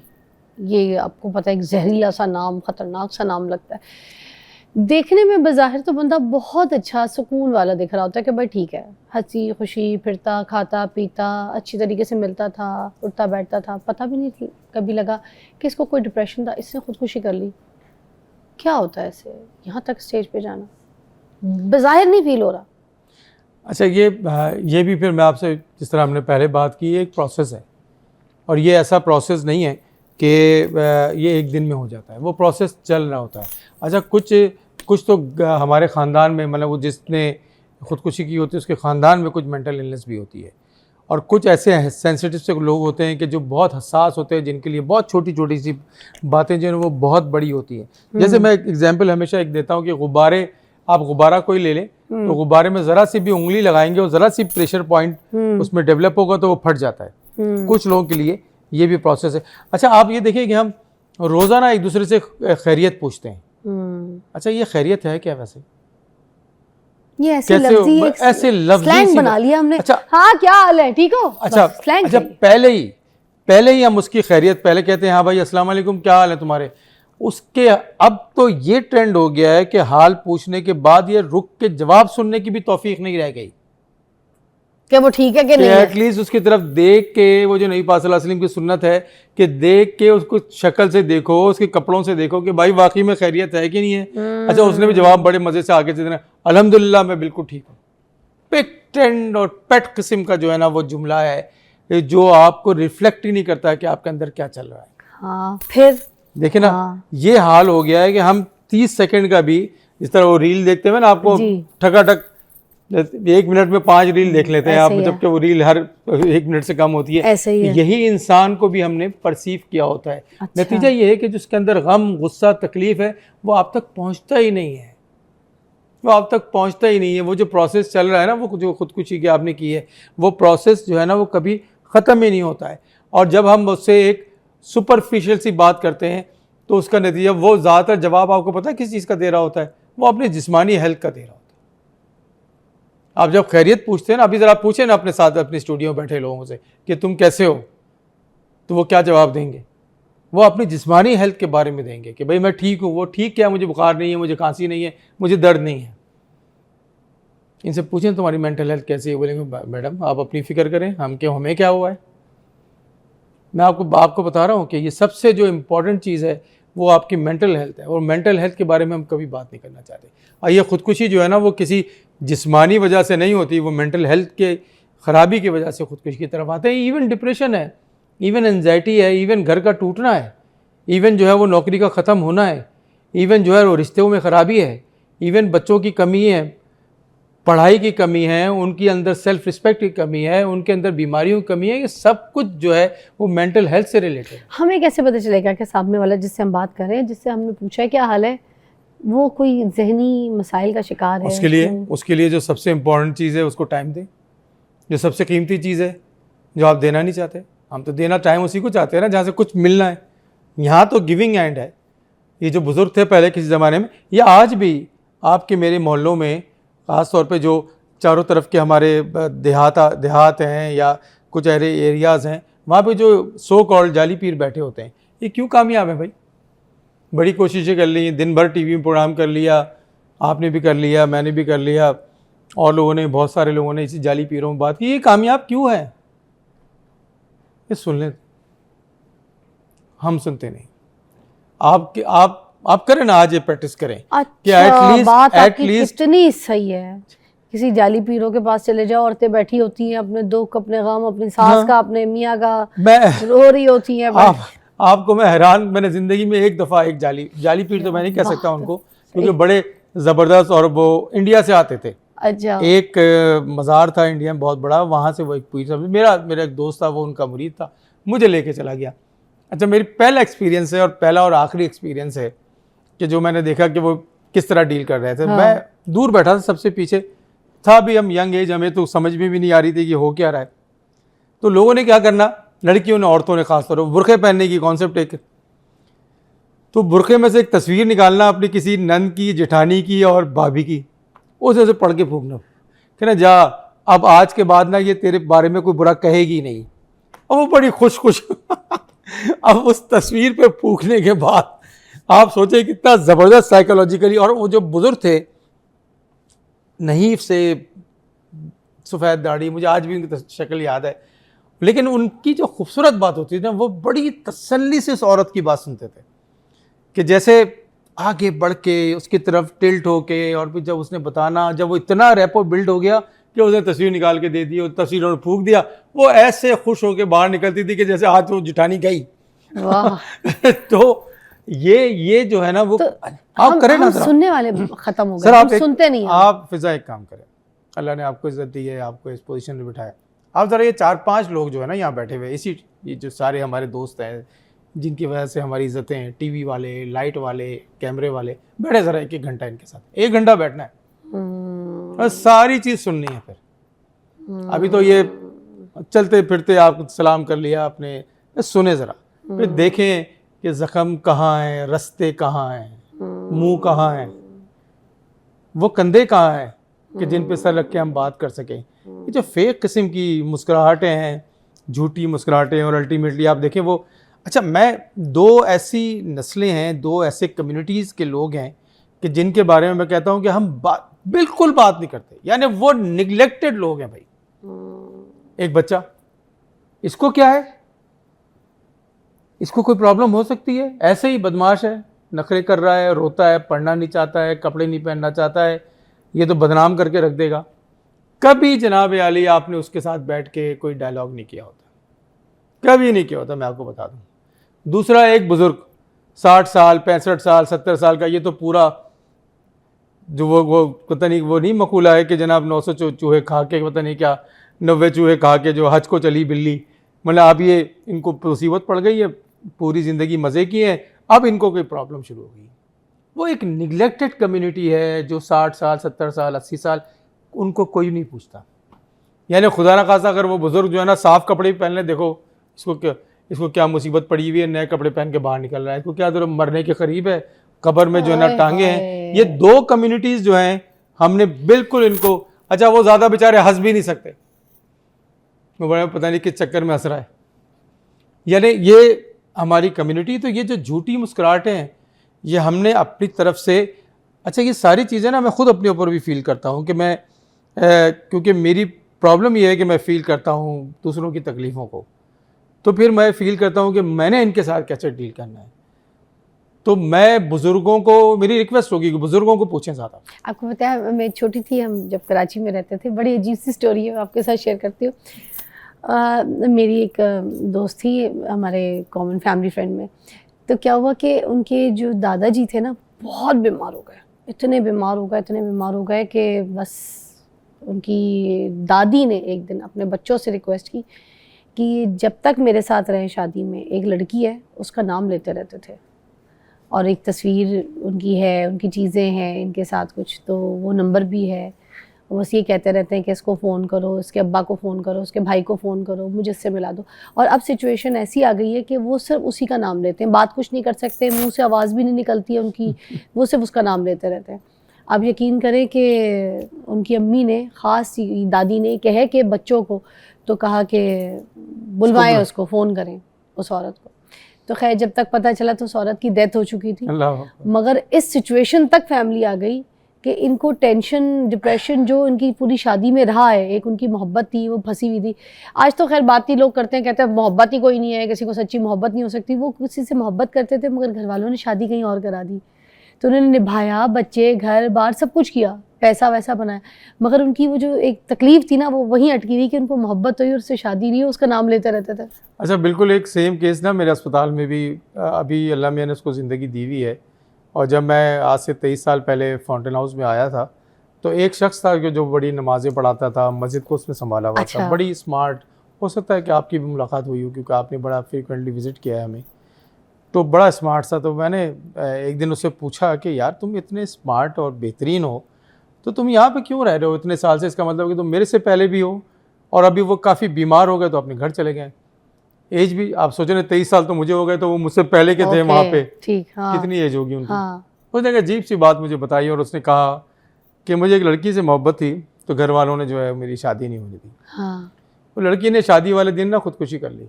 आय हाय। तो फिर मैं जो है मेरी तबीयत ख़राब हो गई, वो तो बाद में उसको इंसाइट आ गई कि मैं मेंटली इल हो गया और मैं कपड़े उतार के रोडों पे नारे लगाता था और ये करता था। फिर घर वालों ने पकड़ के मुझे यहाँ जमा करा दिया। ये स्टोरी फिर वो ट्रीटमेंट हुई। तो हमें ये भी बहुत सारी कहानियाँ हैं। अच्छा मैं ये जो आपने बात की ना, ये बड़ी एक ऐसी बात है कि अगर मैं हम टीवी पे करें लोग बोलेंगे जनाब आप किस तरह की बातें कर रहे हैं, लेकिन भाई इंसान मोहब्बत प्रमोट करते हैं तो हमें लोग बुरा क्यों करते हैं, हम पे जज क्यों करते हैं? इंसान जो है ना, इंसान के अंदर ये अल्लाह ताला ने डाली चीज़ है ना। ये आप मुझे मोहब्बत के चैप्टर को ना इस पूरे ब्रेक के बाद इलैबोरेट करें, क्योंकि देखिए आज के दौर में मोहब्बत पे बात कोई नहीं होती। हाँ किसी का कत्ल करना बात कर लो, किसी फलानी ने उसके साथ गलत कर दिया, चोरी कर दी, औरत को चपेड़ मार के मर्द ने जो है ना बड़ी मर्दानगी दिखा दी, उस पर बात करेंगे बैठ के बड़े फख्र से, मगर कभी इस बात पे बात नहीं करेंगे कि फलानी को उससे मोहब्बत थी, उसको उससे मोहब्बत थी।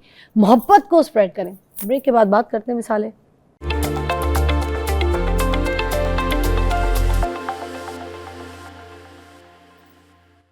अच्छा, हम बात कर रहे थे अभी यहाँ पे क्योंकि जो मोहब्बत अगर किसी को है और किसी ने अपनी मोहब्बत में नाकामी में कोई ऐसा स्टेप उठा लिया कि खुदकुशी कर ली या फिर कोई उसकी मर्ज़ी शामिल नहीं थी और वो उस सिचुएशन में खुश नहीं है, मगर हम किसी की खुशी नहीं, हम कभी कभी अपनी अना देखते हैं, अपना घराना देखते हैं, अपना ख़ानदान देखते हैं और दो दिलों को मिलने से रोक देते हैं, जबकि अल्लाह ताला कहता है मैंने तुम्हें जोड़ों में उतारा है और अल्लाह का बनाया हुआ जोड़ा उसको हम दुनिया में जो है ना तोड़ रहे होते हैं। कभी किसी की शादी तोड़ रहे होते हैं, हाँ। कभी किसी की खुशी में खुश नहीं होते, हाँ। हम उसकी जो है ना बस बर्बादी सोच रहे होते हैं, अजीब प्लानिंग। तो ये जो जोड़े जो अल्लाह ताला ने हमें जोड़ों में उतारा, तो हम यहाँ पे किसी का जोड़ा बर्दाश्त क्यों नहीं करते? हम क्यों नहीं बनने देते? किसी का घर बसने क्यों नहीं देते? उसकी शादी क्यों नहीं कराते? अच्छा, जो मैं आपको एक तो पहली बात तो ये है कि ये सारे जज्बे, चाहे वो मोहब्बत है, नफ़रत है, गुस्सा है, हसद है, जलन है, ये जज्बे अल्लाह की तरफ से पैदा हुए हैं। हमारा तो बिलीव क्या है? हमारा बिलीव ये है कि अल्लाह की मर्जी के बगैर पत्ता नहीं हिल सकता। अरे वाह, हमारा बिलीव तो यही है ना, सही है, बिल्कुल हम इसी बिलीव पे जिंदा है और हमारा ईमान इसी बात पे। बेशक। तो भाई ये जो किसी के लिए एहसास या उसके बारे में अच्छे ख्याल, जिसको आम लफ्ज़ों में मोहब्बत भी कहा जाता है, क्योंकि अल्लाह की मर्जी के बगैर हो सकता है? नहीं। चलें बताएं। नहीं, अल्लाह ताला ना चाहे दिल में लाए ना। 400 मैं जो बड़ी बात कहता हूँ कि 4 अरब औरतें और 4 अरब मर्द पूरी दुनिया में अगर डिवाइड कर लें 50%, ऐसे, हाँ। आपको एक ऐसी लड़की से मोहब्बत हो जाती है जो 800 किलोमीटर दूर रहती है, उसके बीच में कोई कई अरब दूसरी औरतें भी रहती है, लेकिन उनका ख्याल भी नहीं आता। भाई ये कैसे हो गया? ये भी जो है, मेरे एग्जाम्पल ले लें, मैं यहाँ पाकिस्तान में रहती हूँ, मेरे मियाँ यूके में रहते हैं और हमें देखें मोहब्बत हुई है, मोहब्बत की शादी की है, मैं ही सबसे बड़ी मिसाल आपके सामने बैठी हूँ। वो कहाँ थे, मैं कहाँ हूँ? देख लें, 7 घंटे की फ्लाइट और 7 घंटे की फ्लाइट की दूरी से मोहब्बत आपने कर ली। तो मोहब्बत तो बेसिकली एक दूसरे को रिस्पेक्ट देना, एहसास देना और एक दूसरे की तकलीफ़ों और खुशियों को शेयर करना और एक दूसरे के लिए आसानियां पैदा करने का नाम है। हाँ, मुश्किल पैदा करने, हाँ, कोई दूसरे की जिंदगी में थोड़ी जाता है कि मैं आपकी जिंदगी अजाब बना दूं और वो मेरी जिंदगी अजाब, ऐसे थोड़ी होता। बिल्कुल ऐसा नहीं है। तो ये जज्बा तो अल्लाह ने डाला है, अब उसको आप जो है ना वो गलत वे में ले लें। अच्छा, फिर कुछ हमारे कल्चरल इफेक्ट भी हैं, तो अल्लाह ने जो है ना वो हमने खुद ही क्रिएट किए हुए हैं। ये ज़ात पात, ये देख लेना, ये भी एक बड़ी रुकावट है। फिर बहुत सारी चीज़ों में जो है ना वो जो यूरोप हमसे आगे निकल चुका है कि हमने इन चीज़ों को बहुत आसान कर दिया। शादी भी जो है ना वो हमारे मज़हब में सबसे आसान है। हमारे मज़हब में ज़्यादा खुश होता है, सबसे आसान काम अगर कोई इज्जत वाला काम है वो शादी है। ऐसे ही हमने उसको इतना झूठे तरीके से आगे बढ़ाया हुआ है कि मुश्किल तरीन कर दिया है। मैं तो ये भी सुना है कि कुछ लोग कहते हैं कि कहीं अगर आपकी दुआ कबूल नहीं हो रही तो उस महफिल में जाओ जहाँ पर निकाह पढ़ाया जा रहा है। हाँ। लोग कहते हैं ना, अच्छा यहाँ पर निकाह पढ़ाया जा रहा है, अच्छा ठीक है, इस महफिल में नहीं जाएंगे, निकाह हो जाएगा, फोन करके मुबारक बच के। मैंने सुना है कि निकाह जहाँ पे पढ़ाया जा रहा हो वहाँ पे जाके उस महफिल में हाथ उठा के दुआ करो तो कबूल हो जाती है कि उसको उसमें भी आसानियां अल्लाह ताला कबूल फरमाता है उस महफिल की दुआ। इसके अलावा मोहब्बत जो है ना वो खाली लड़का लड़की की मोहब्बत नहीं है भाई, अपने वालिदैन से भी तो मोहब्बत करो ना। हमारे नबी से मोहब्बत है सबसे पहले, जो हम हमारे रसूल से मोहब्बत करते हैं, मतलब अपने घर से, अपने पड़ोसियों से, अपने शहर से, अपने बहन भाइयों से, फिर अल्टीमेटली जो मोहब्बत का मंबा है नबी पाक सल्लल्लाहु अलैहि वसल्लम का, जो अपनी उम्मत से करते हैं। अरे वाह, फिर इससे बड़ी मिसाल दुनिया में मोहब्बत की कोई होगी क्या बात कि वो फातिमा का नाम नहीं ले रहे, वो अपनी अज़वाज का नाम नहीं ले रहे, अपने दोस्तों का नाम नहीं ले रहे, उम्मत, वो जो आने वाली उम्मत है, हम जैसे नाखलफ किस्म की उम्मत, उसके लिए उनसे मोहब्बत कर रहे हैं। और इमरान साहब क्या बात की, तो ये इतनी जो बात है वो आप सोचिए, इतनी बड़ी मिसाल है। तो ये मोहब्बत पे बनी हुई कायनात है। अच्छा, मैं आपको एक छोटी सी उनकी अभी रिसेंट पास्ट में मैंने एक जगह पढ़ा और सुना भी कि बल्कि मैं अभी जो मैं उम्रा करके आया तो हमने वहाँ विजिट किया था हज़रत हमजा के मज़ार पे। अच्छा। अपने चचा से वो मोहब्बत करते थे। अच्छा। वो कहते कि जिस वक्त वो अपने चचा का जिक्र करते थे ना, उनके चेहरे पे एक रोशनी आती थी। वाह, यानी कैसी मोहब्बत है कि वो कहते थे कि चचा या पुप्पी या अपने ऐसे रिश्तेदारों से मोहब्बत करने के लिए ऐसे करके कि वसी रिस्क और लंबी जिंदगी का वादा है जो तुम अपने रिश्तेदारों से मोहब्बत करते हो। करीम आका सल्लल्लाहु अलैहि वसल्लम की सुन्नत है कि जब हज़रत हमज़ा का जिक्र करना, चेहरा ऐसा रोशन होना कि वो सारा जो है था वो वैसे ही माशाल्लाह रोशन चेहरा उनका था। तो जब बात करते थे खुशी की इंतहा नज़र आती थी। तो मुझे आप बताएं, ये मोहब्बत नहीं है तो क्या है? ये मोहब्बत ही है कि जो जंगों से रोकती है। ये मोहब्बत ही है जो तलाकों से, घरों को तोड़ने से, मुकदमे से, तरक्की को रोकने से, ये मोहब्बत ही रोकती है। मतलब कि जो तरक्की होगी तो मोहब्बत मिलेगी तो तरक्की डबल हो जाएगी। अच्छा, तरक्की बड़ी गाड़ी से थोड़ी है, अच्छी नींद से। तरक्की जो है ना वो बहुत बड़ी पोजीशन से नहीं है। जितनी बड़ी पोजीशन पे खुदा न खास्ता उससे गिरेगा तो चोट ज़्यादा लगती है। तो छोटी छोटी जो है वो तरक्कियां जो हैं वो मोहब्बत बांटना शुरू कर दे। आप देखें तरक्की, सबसे बड़े हकीम थे लुकमान, आपने भी सुना होगा वाकई, हमने भी सुना हुआ है। कौन नहीं जानता? वो नेक भी थे, वली अल्लाह भी थे, सूफी भी थे, हकीम भी थे। अच्छा, पहले जितने भी ये सूफी गुजरे हैं ना, ये हकीम भी होते थे, क्योंकि दर्द है ना, हिकमत होती थी हाथ में, दिमाग में भी परेशानी है तो मसला उनके पास जा रहे हैं, पीर के पास, बेशक, और जिस्म में भी परेशानी है तो वो भी पीर के पास जा रहे हैं, दोनों मसलों का वो हल करते थे। तो हकीम लुकमान के पास जनाब अली एक पेशेंट चला गया कि पूरी दुनिया से मैं इलाज करा चुका, मेरा इलाज ठीक नहीं हो रहा, अपनी फैमिली में कोई मसला था उसके। तो किसी ने कहा कि आपके पास आ जाओ। तो उन्होंने कहा, जब बात सारी सुन ली तो उन्होंने कहा, जी मोहब्बत बढ़ा दो जिसके साथ था, जो मोहब्बत की डोज बढ़ा दो। हाँ, तो उन्होंने कहा कि जनाब मैं तो पहले ही मोहब्बत बहुत करता हूँ उनसे, बेटी थी या बहन थी जो भी कुछ है। कहते फिर डोज बढ़ा दो। कहते फिर भी ना हो तो, कहते फिर डोज बढ़ा दो। वाह, हल देखें, अल्टीमेटली जाके मोहब्बत ही बढ़ा के जाके घूम फिर के बात ही वहीं आती है। आप करके तो देखें। अच्छा, मोहब्बत बढ़ाने का तरीका तो सुन लेना, माफ करके देखें। अच्छा, पिछली बातों को, गलतियों को, कोताहियों को सब कुछ माफ करके फिर भूल के आगे माफी मांग के देखें। अच्छा, फिर माफी भी मांग के देखें, माफ करना, एंड देन फिर माफी मांगना। गुड, हाँ, शुक्रगुजारी करके देखें। अच्छा, ये डोजे हैं, ये डोज है ना, उसके मोहब्बत के इंग्रेडिएंट्स हैं। हाँ, ये कौन सी मोहब्बत है कि आपने एक दफा तारीफ तो कर दी, दूसरे दिन उसकी MCBC कर दी। ये नहीं कि मैं मोहब्बत करता हूँ, इतनी करता हूँ, ये मोहब्बत नहीं है। मोहब्बत ये कि प्रैक्टिकल तो दिखाए ना। प्रैक्टिकल क्या है कि जब उससे गलती हो, बीइंग ए मुसलमान, बीइंग ए इंसान, माफ करो, माफ करके दिखाओ, फिर माफी मांगो भी। अगर खुदा ना खास्ता तुमसे हो जाए और तुम ईगो तुम्हारा खत्म होके नहीं दे रहा, वाह, तो तुम मुझसे माफी मांग के देख लो। वाह, है तो हमारे पास तो एक रोल मॉडल मौजूद है। हजरत बिलाल की कहानी पढ़ ले। बिलाल के साथ जब किसी ने गुस्सा किया, एक सहाबी ने, और नबी पाक सल्लल्लाहु अलैहि वसल्लम के पास बिलाल आए और वो रोते हुए आए, तो नबी पाक सल्लल्लाहु अलैहि वसल्लम इतने सख्त नाराज हुए। आपको पता है करीम आका नाराज नहीं होते, करीम आका तो रहमत का मंबा थे ना। क्या बात है। तो वो नाराज हो गए, तो इतने नाराज हो कि वो सहाबी जो है वो डर गए, हजरत बिलाल के पास गए और जाके उन्होंने मट्टी में अपना मुंह रख दिया कि तुम मेरे मुंह पे पैर रखो, जब तक तुम माफ नहीं करोगे तो उस वक्त तक मैं यहाँ से जाऊंगा नहीं। ओके, कि करीम आका मुझसे नाराज हो गए इस बात पे कि मैंने तुमसे मिसबिहेव किया, तुमसे ऊंची आवाज में बात की। अच्छा, आप जरा रवैया देखें। यहाँ हम अपने बिल्कुल क्लोज रिलेशन में कत्ल करने पे आ जाते हैं कि बीवी ने मेरी बात को नहीं माना, खाना जो है वो वक्त पे नहीं मिला, या बेटे ने मुझे सलाम इस तरह से नहीं किया, दादी अम्मा ने ऐसे नहीं किया। मैं ये बता रहा हूँ कि मोहब्बत के इंग्रेडिएंट्स है ना, करें ना, उसको थपकी लगाए ना, कहें कि जनाब अली बेटी को कि मैं तुम्हारे साथ हूँ, तो फेल भी हो गई तो मैं तुम्हारे साथ हूँ। कहें बेटे से, कहें कि जनाब अली कोई परेशानी होती है तो डिस्कस ज़रूर कर लेना। हम कहते हैं रिश्ता तोड़ो, घर आ जाओ।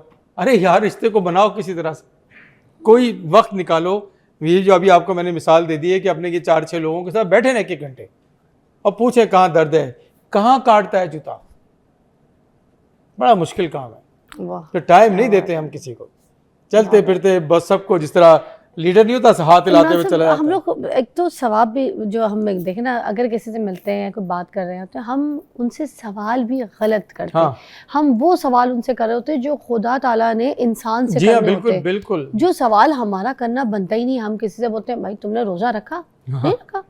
तुम्हारा मजहब क्या है? तुमने इबादत की क्या नहीं की? ऐसा रिश्ता निभाने के लिए 2-4 चीज़ों को मैं फिर आपको भी डिस्कस कर दूं जो मैंने अभी सीखी, कि 4-5 चीज़ें पूछना ही नहीं तो रिश्ता चलेगा। 4-5 चीज़ें क्या है? बहुत मोटी मोटी सी, शादी हुई कि नहीं हुई, नहीं पूछना, नहीं पूछना। ठीक, बच्चे हुए कि नहीं हुए, नहीं पूछना। हाँ, बड़ा पेनफुल होता है ये भी, किसी से बेटा हुआ कि नहीं हुआ, अरे वाह, नहीं पूछना। ठीक है, इनकम कितनी है, नहीं पूछना। उम्र क्या है, उम्र क्या है नहीं पूछना, रहते कहाँ हो नहीं पूछना, गाड़ी कौन सी है नहीं पूछना। ये तो स्टेप बाय स्टेप है ना। हाँ, ये वो चीजें कि ये वो चीजें जो आपसे अगर पूछी जाए तो तकलीफ होती है, तो नहीं पूछना। ठीक है, इतना कंफर्टेबल। एक टेक्निक है साइकोलॉजी के अंदर जिसको लेवलिंग कहते हैं, लेवलिंग कहते हैं। आप दोनों इतने कंफर्टेबल जोन में आ जाए कि फिर वो हर बात खुद बताए। अच्छा, मैं यहाँ पर अब ये बात मेरी वायरल होगी मगर मैं करूंगी जरूर। हूँ मैं कराची वाली, देखे ठीक है ना। तो कराची में जो लाइफ है ना, मोस्टली लोग फ्लैट्स में रहते हैं, ठीक है, ज़्यादा फ्लैटों वाली लाइफ है, ये सबको पता है। अपार्टमेंट्स में रहने वाले, बिल्डिंगों में रहने वाले लोग हैं वहाँ पे ज़्यादा महंगे सस्ते अपार्टमेंट, ये वाली बात नहीं कर रही हूँ। बात ये कर रही हूँ अपार्टमेंट्स की लाइफ है। एक बिल्डिंग में बहुत सारे अपार्टमेंट्स हैं, उधर मोस्टली ज़्यादातर लोग रहते हैं। अब जो लाहौर की लाइफ है ना, यहाँ पर अपार्टमेंट लाइफ नहीं है, आपने देखा है। जब मैं यहाँ पर शिफ्ट हुई तो मैं घरों की ज़्यादा लाइफ है। तो यहाँ पर क्या होता है कि बड़ा कंपेयर किया जाता है। मैंने लोगों में नोट किया, यहाँ पे पूछते होते हैं आपसे कितने कनाल पे कोठी है, कहाँ रहते हैं, इलाके पे कंपेयर करते हैं, ठीक है, गाड़ी कौन सी रखी है, गाड़ी को सलाम है। वाई गाड़ी को सलूट मारना है आपने, इंसान को सलूट मारे। ये चीज़ें मैं कंपेयर नहीं करना चाहती थी, मगर क्योंकि मैं खुद इसकी विक्टिम हूँ।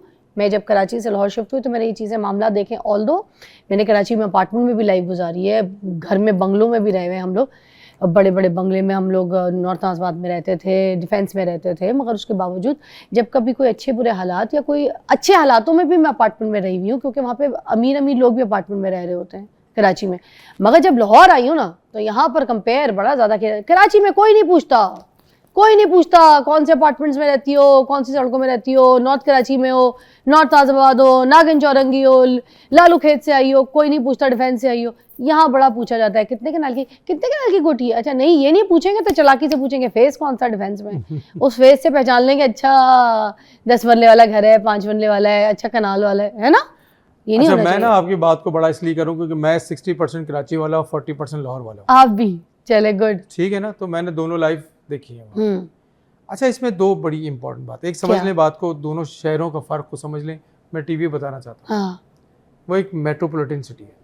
हाँ, ऐसे ही है बिल्कुल। मेट्रोपॉलिटन सिटी के अंदर जो है ना, वो पूरी दुनिया से लोग आते हैं, ऐसे ही है। और मुख्तलिफ इलाकों के लोग आके वहाँ पे इवन हर अभी तो कल्चर का, अब हर तो थोड़ा सा कम हो गया, नहीं तो पहले ईरानी बहुत रहते थे, बर्मी बहुत रहते थे, पारसी बंगाली लोग बहुत आपने रहते देखा, थे। बंगाली, पारसी हाँ, कॉलोनी कराची में पूरी सबसे बड़ी भरी थी, पड़ी, आपको पता है। मुख्तलिफ कम्युनिटी, फिर पाकिस्तान के काठियावाड़ी, गोदरावाली, हाँ, 10 किस्म फिर की पाकिस्तान के community हर है। हिस्से के लोग, कश्मीरी, ऐसे ही है, पठान, पंजाबी, सिंधी, सब। बलोच सबसे बड़ा शहर ही कराची पठानों का है। ऐसे ही है। तो ये बिल्कुल मुझे पता है इस बात का।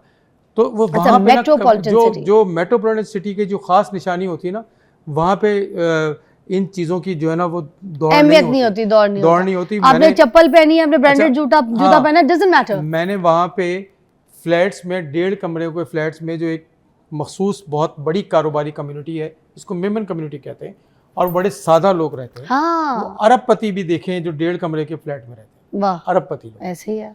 और चुनिटी बरादरी बहुत बड़ी बरादरी है जो कराची में कारोबार करती है, उनको भी मैंने इसी तरह से रहते हुए देखा, सादा। ऐसे ही है। अच्छा, यहाँ पे क्योंकि एक मुकाबले की दौड़ है, और मुकाबले की दौड़ इस वजह से है कि लोगों के पास पैसा है और पैसे को दिखाने में बड़ा प्राउड फील करते हैं। मैंने आपका ना झूठी मुस्कुराहटें जो हैं, तो वो झूठी मुस्कुराहटों के चक्कर में, अच्छा लड़की की शादी नहीं हो रही तो हमने शिफ्ट होना है अंदरूनी शहर से बड़े घरों की तरफ, ताकि रिश्ता, मेरे से बड़ी गलती एक बात में हो गई जो मैं आपसे शेयर करूंगा। उसके बाद से मैंने वो काम करना छोड़ दिया, क्योंकि लोग मेरे पास बहुत आते हैं कि भाई कोई अच्छा लड़का है तो बता दें, हाँ, कोई अच्छी लड़की बता दें। बड़ा मुश्किल काम है ये नेकी का काम करना।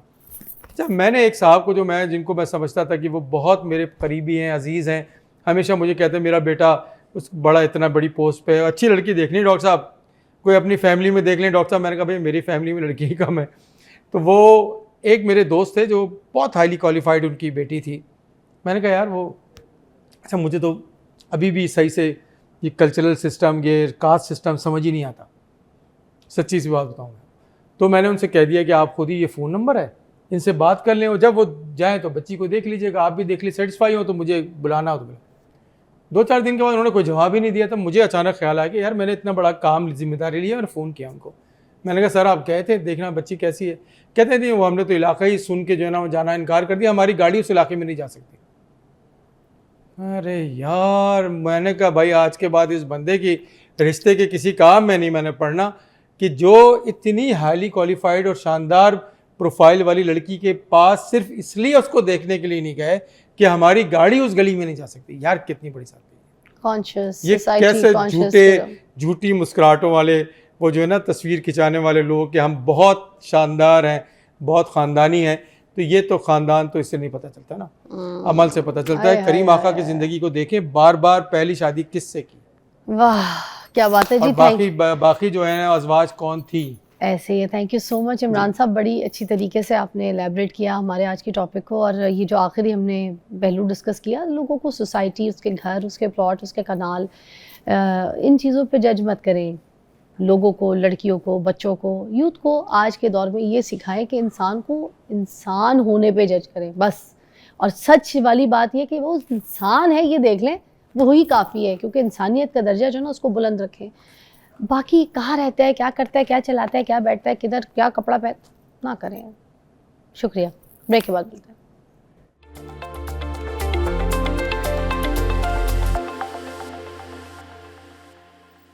Welcome back to watching morning with Fiza. एक ऐसी गेस्ट मेरे साथ मौजूद हैं जो पाकिस्तान की कम उम्र मुसन्निफ़ा हैं, जिन्होंने AI और ज़हनी सेहत के हवाले से कोई ऐसी ज़बरदस्त बुक जो है वो लॉन्च की है कि जिसमें बड़ी आपकी जो है ना मदद हो सकती है कि आपकी ज़हनी सेहत ठीक करने के हिसाब से, मगर AI की मदद भी, क्योंकि इमोशनल हेल्थ, आपकी साइकोलॉजिकल हेल्थ जो है, आज पूरा हमने अपना शो जो है उसी के ऊपर किया है। तो उसी हवाले से फिर आज इनको हमने मदऊ किया है, क्योंकि हम चाह रहे थे कि AI का जो दौर है जिसको आप यूज़ कर रहे हैं, वो AI हमारी मेंटल हेल्थ को किस तरह से बेहतर बना सकती है। अगर किसी को इशू चल रहे हैं तो हम AI से किस तरीके से मदद ले सकते हैं, क्योंकि अगर आप किसी को अपना राज बताते हैं, किसी से बात करते हैं, तो आपको ये होता है ना कि ये मेरा राज लीक आउट कर देगा, ये तो मेरी बात बता देगा दिल की, या मैंने फलानी अपनी बात इसको बता दी तो यार इसके सामने इज्जत क्या रहेगी मेरी, ये मेरे बारे में क्या सोचेगा। AI आपको जज नहीं करती।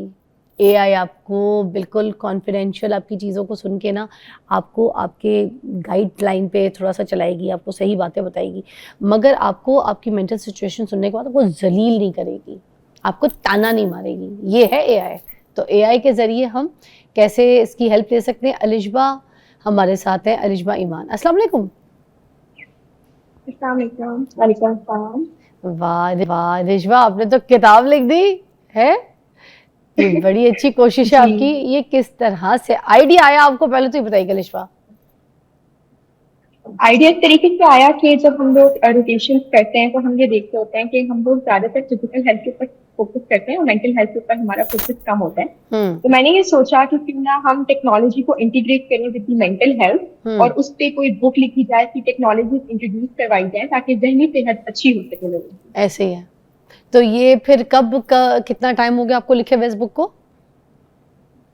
इस बुक को लिखने में तो मुझे 8 महीने लगे, पब्लिकेशन एंड वर्ल्ड रिकॉर्ड बनने में 2 साल लग गए और अब ये पब्लिकेशन हुए 6 माह हो चुके हैं। तो बताइए ना अलिशबा, फिर किस तरीके से जो AI है वो हेल्प कर सकता है आपको, अगर आप कोई डिप्रेशन में है, स्ट्रेस में है, नफ्सियाती मसाइल आपको चल रहे हैं, तो AI के थ्रू हम किस तरीके से हेल्प ले सकते हैं? AI के थ्रू हम इस तरीके से हेल्प कर सकते हैं कि हम ऐसे बॉट्स बना सकते हैं, ऐसे मैकेनिज्म हो कि जब पेशेंट हमारे पास प्रेजेंट करता है या कोई भी इंसान हमारे पास प्रेजेंट करता है तो वो उसके पोस्चर से, उसके फेस एक्सप्रेशन से ये जो है वो बताए, डिटेक्ट कर ले कि वो किसी प्रॉब्लम के साथ आपके पास प्रेजेंट करे। तो वो आपके पास जो AI है वो आपको एक डायग्नोसिस थोड़ी सी डिफरेंशियल दे देगा कि पेशेंट के जो पोस्चर है वो ठीक नहीं है और पेशेंट के जो एक्सप्रेशन है वो उस तरीके से आपको प्रेजेंट करें, तो मे बी वो एंजाइटी के साथ प्रेजेंट कर रहा है या स्ट्रेस के साथ, और फिर उसके बाद जो है वो उसका ट्रीटमेंट किया जा सके।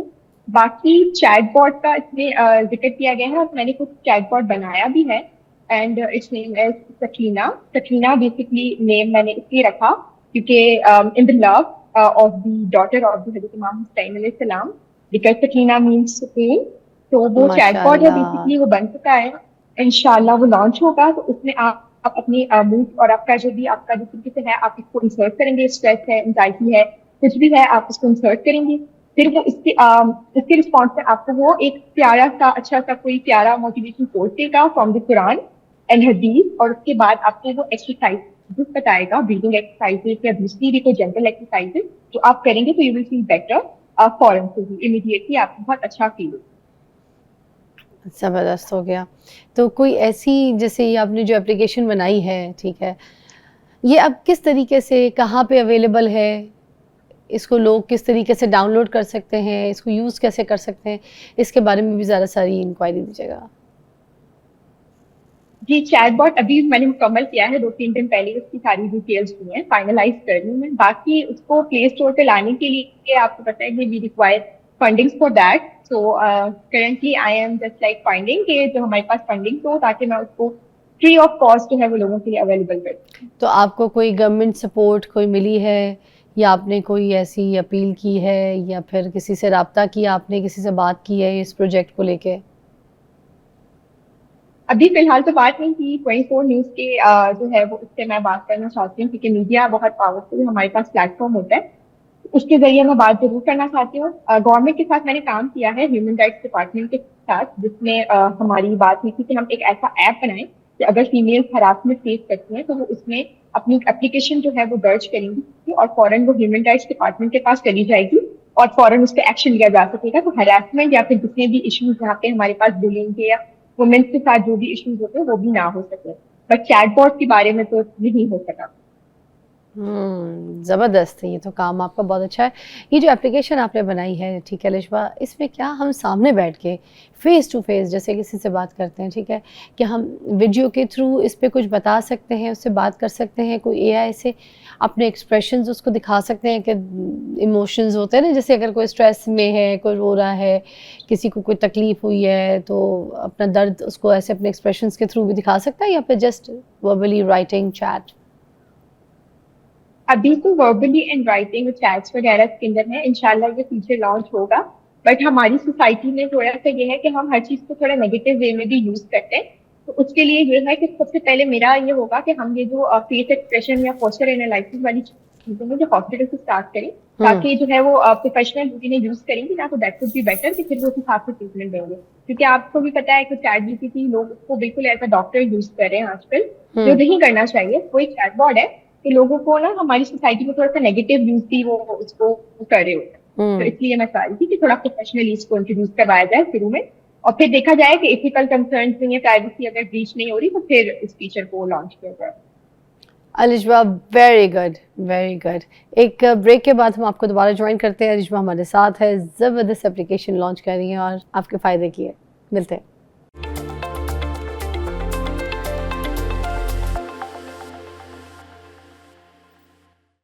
ओके जी, अलिशबा हमारे साथ मौजूद है और मेंटल स्ट्रेस को दूर करने के लिए एआई रिलेटेड उन्होंने किताब लॉन्च की है, उसके बारे में बात कर रहे थे। इनकी एक एप्लीकेशन भी लॉन्च हो रही है। उसके अलावा अलिशबा मैं आपसे पूछना चाह रही हूँ, जो एप्लीकेशन आपने बनाई है ना, उसमें आम जो एआई की एप्लीकेशन है जैसे चैट जीपीटी ऐसा, अगर किसी आम बंदे ने जाके कोई बात करनी है चैट जीपीटी, मेटा या फिर जेमिनी, किसी डीप सीप, तो अब इन चीज़ों के थ्रू अगर वो अपने इमोशंस को वहाँ पे चैट में लिखता है और वो बात करता है, तो क्या वहाँ पे भी उसको ये हेल्प मिल सकती है एआई के थ्रू, या फिर सिर्फ आपकी जो एप्लीकेशन है उसमें, मतलब डिफरेंस क्या है एक चैट जीपीटी की उस चैट में जहाँ से उसको ये इमोशनल सपोर्ट मिल रही है, या आपकी ऐप से?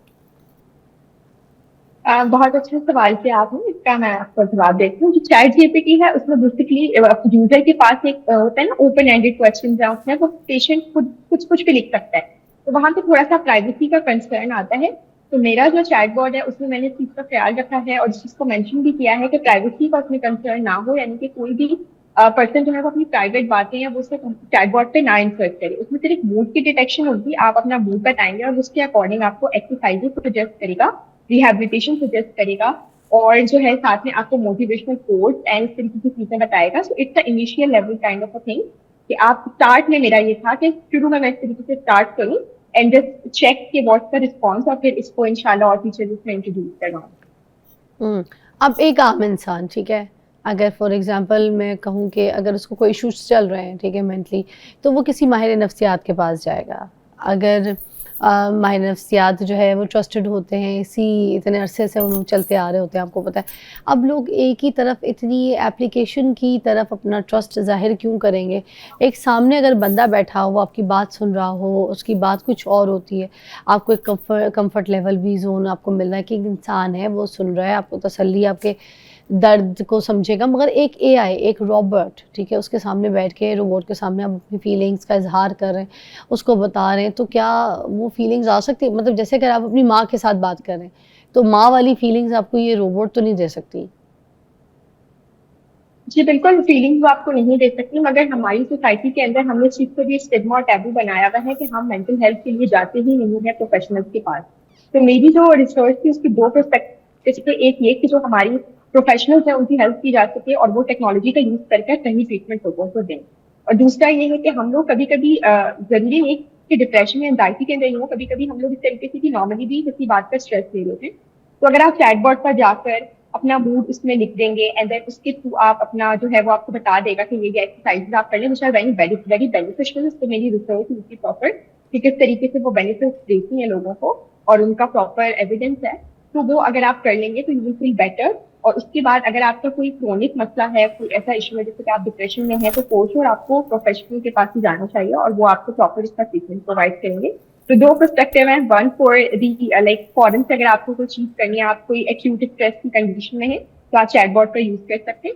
And if you are basically dealing with the depression, anxiety और any kind of borderline personality disorder या किसी और डिसऑर्डर के साथ, तो आप जो है वो प्रोफेशनल के पास जाएंगे और फिर वो एआई और टेक्नोलॉजी का यूज करके आपको ट्रीट करेगा। अलिशबा ईमान, थैंक यू सो मच, ज़बरदस्त, बेस्ट ऑफ लक। आपके लिए बहुत सारी बेस्ट विशेस और दुआएं हैं आपकी एप्लीकेशन को लेके, इस बुक को लेके, और बहुत अच्छा काम आपने, वी प्राउड ऑफ यू। दूसरा ये कि अपना बहुत ख्याल रखिएगा। जितने देखने वाले नाजरीन हैं उनके लिए एक पॉजिटिव मैसेज के साथ हम यहाँ से अपने प्रोग्राम को ख़त्म करेंगे कि जो लोग डिप्रेशन या स्ट्रेस का शिकार होते हैं वो पहले ख़ुद नहीं होते, उनको करने वाले आप होते हैं। सबसे पहले आप अपने आप को ठीक करें कि आप ख़ुद अपनी मेंटल सिचुएशन जो है ना, जहाँ से आपका दिमाग ख़राब है, वो दूसरे को उस सिचुएशन में मत लेकर आएँ। अगर आप खुश नहीं हैं तो एटलीस्ट दूसरों को खुश होने दें। किसी की स्ट्रेस को बढ़ाए ना, किसी को डिप्रेशन में लेके जाए ना। ख्याल रखिए मेंटल हेल्थ की। सबसे पहले किसी से मिले तो उसके दिमागी हालत को पूछे कि वो ठीक है कि नहीं है। अगर नहीं ठीक तो मज़ीद उसकी ख़राब करने के लिए आप उससे मत मिलें। खुदा हाफ़िज़।